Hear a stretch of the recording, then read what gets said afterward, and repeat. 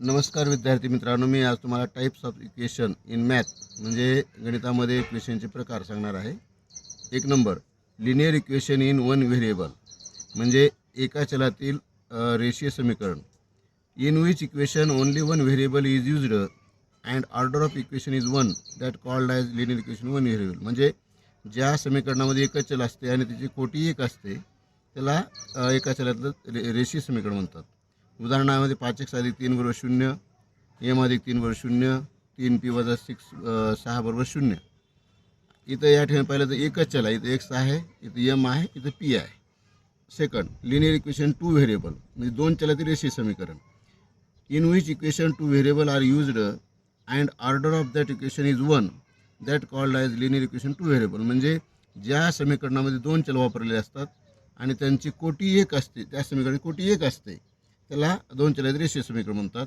जसे उदाहरणामध्ये 10x - 7y = 13, 5p + 3q = 0, 3y + 2x = 5.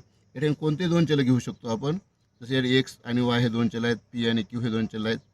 जसं तिसरा सायमल्टेनियस इक्वेशन म्हणजे या ठिकाणी जर पाहिलं आपण म्हणजे याला प्रणाली स्वरूपातील इक्वेशन म्हणतात, समीकरण म्हणतात.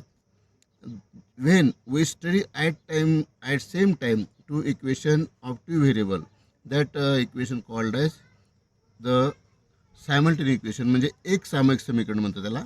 जेव्हा आपण दोन